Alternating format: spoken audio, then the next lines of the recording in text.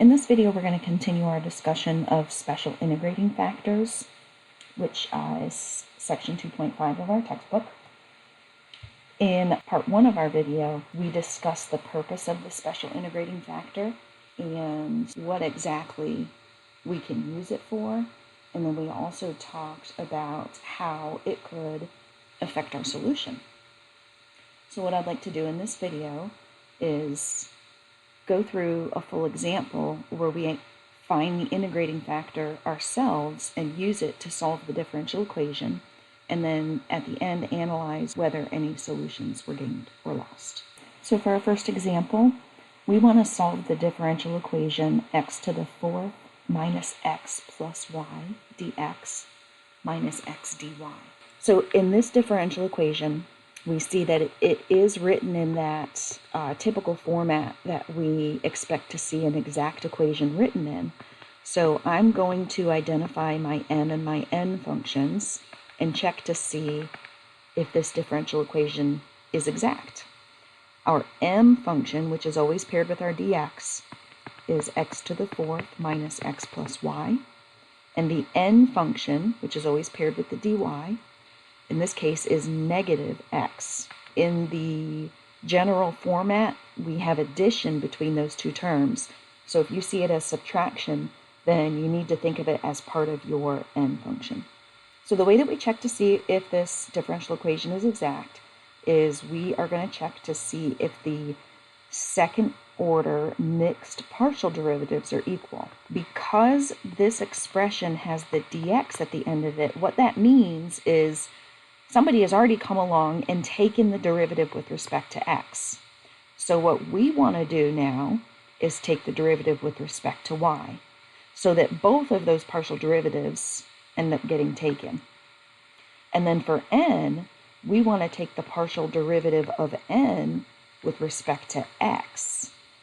Because the n already has dy, that means the partial derivative with respect to y has already been taken. So we want to do the second partial derivative for the x so that both of them have been taken. And if this is an exact differential equation, then these two partial derivatives will come out to be equal. So the partial derivative of m with respect to y, well, here's the only y term in m, and it's linear, and it has a coefficient of 1. So the partial derivative of m with respect to y is just 1. Partial derivative of n with respect to x, well, there's only one x term, and it's linear, and it has a coefficient of -1. So the partial of n with respect to x is -1.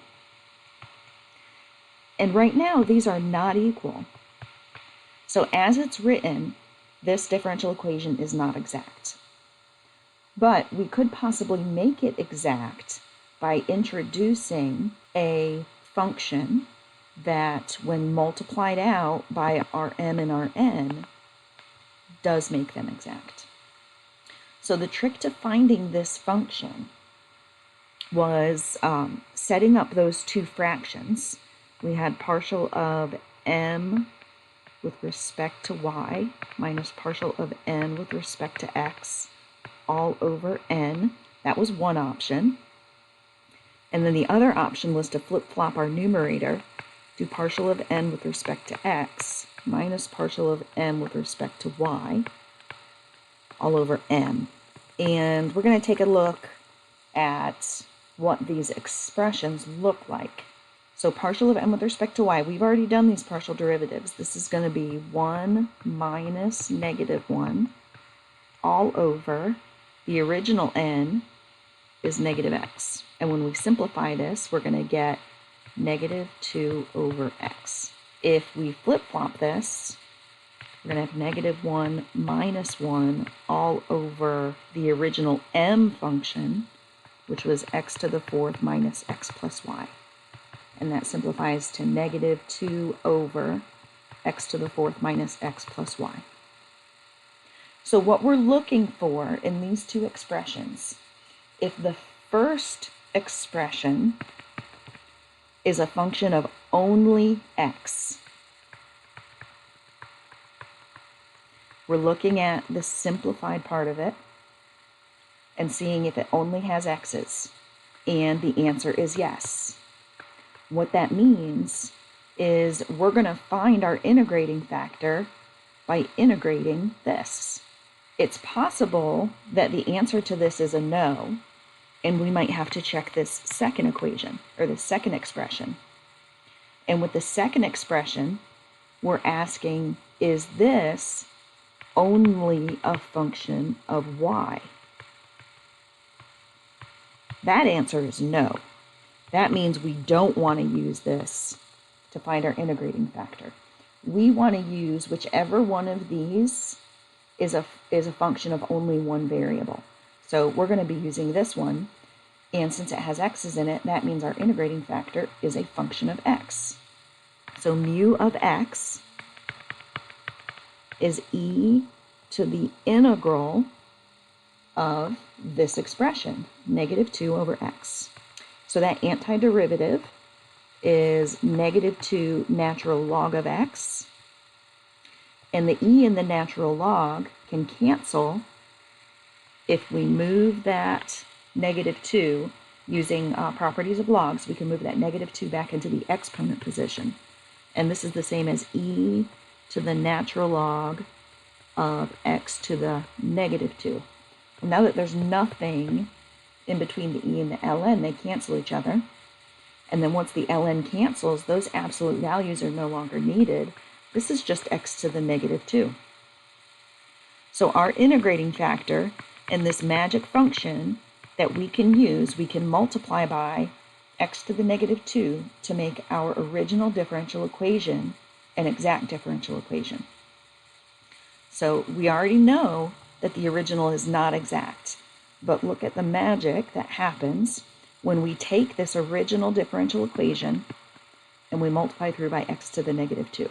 So now when we distribute, I'm going to go ahead, and this is actually a couple of algebra steps combined. I'm going to go ahead and distribute it to each of the individual terms. And this ends up as x squared minus x to the -1 plus yx to the -2 dx minus x to the -1 dy equals 0. And now we have an m function of x squared minus x to the -1 plus yx to the -2. And we have an n function of -x to the -1. And now if we check to see if this is exact, by doing our second order mixed partial derivatives, we see that the derivative of m with respect to y is its coefficient of x to the -2. The derivative of n with respect to x, we're going to have to do a power rule. So the old power comes out front, and we subtract 1 for the new power, we get x to the -2. So by multiplying through by this integrating factor, we have now created an exact differential equation, and we can solve this differential equation using the methods we learned in the last section. So we're going to integrate the m function with respect to x. We want to undo the derivative that's already been done on it to take us back to what we call a potential function. And we want to undo the derivative with respect to y on the n functions, the n function. And we're going to compare these two answers and combine them for our final answer. So, and remember, we're going to use the new ones because now that we have introduced the mu, we're dealing with an exact differential equation. So we want to integrate our m expression with respect to x.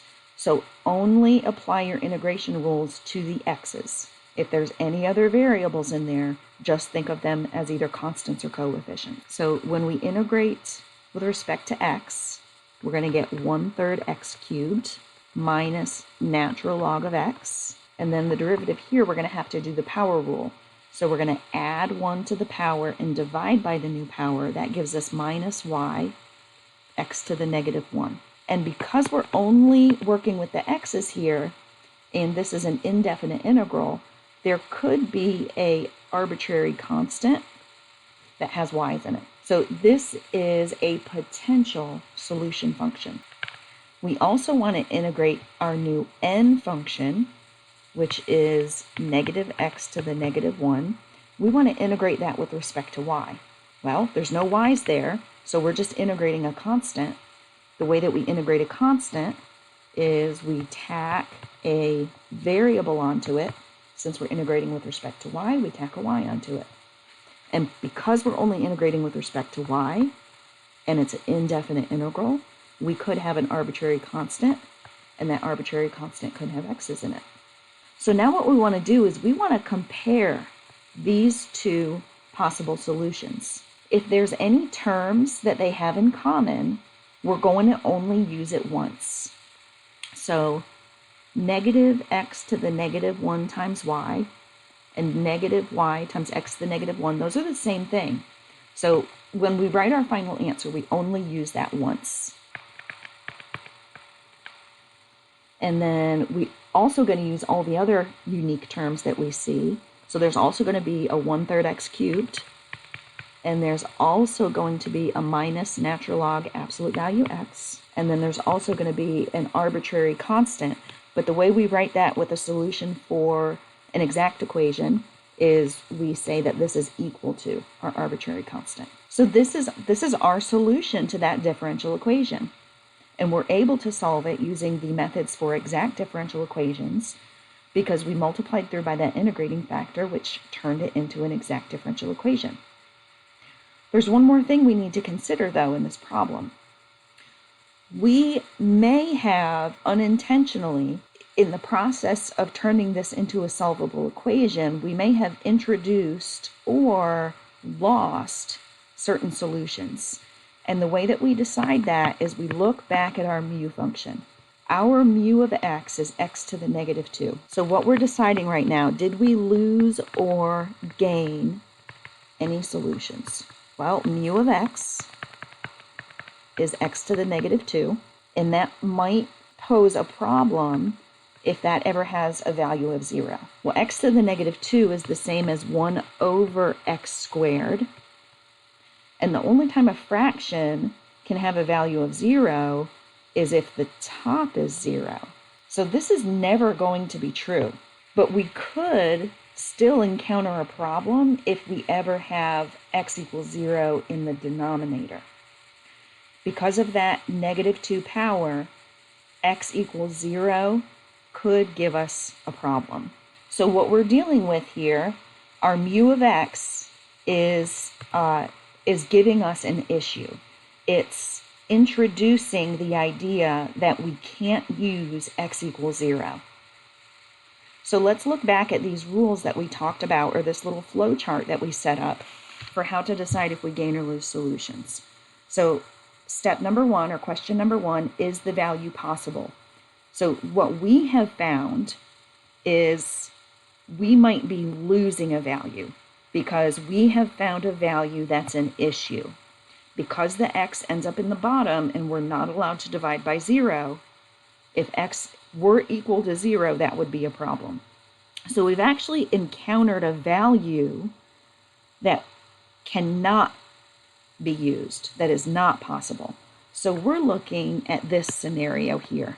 We might have to throw out a value. So the second thing we need to do is we need to check if that value satisfies the original differential equation. Our original differential equation is right here. We want to know if x equals 0 satisfies that differential equation. We may lose x equals 0. That's what we're about to check. So we're checking, does x equals 0 satisfy the original? Our original differential equation is x to the 4th minus x plus y dx minus x dy equals 0. So if x equals 0, then dx, which is the derivative, also equals 0. I'm going to plug those into our original differential equation and see if it makes the equation true or false. So we're going to have 0 to the 4th minus 0 plus y all times 0 minus 0 dy equals 0. Is this true? It is, because by multiplying by 0 here, this whole thing zeroes out. This is also multiplication by 0. This whole thing zeroes out.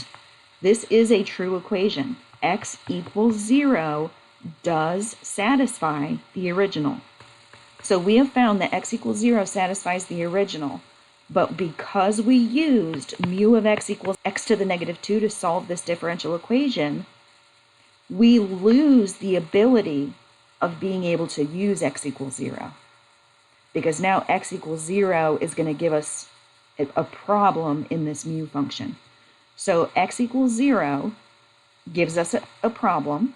That means we might lose it.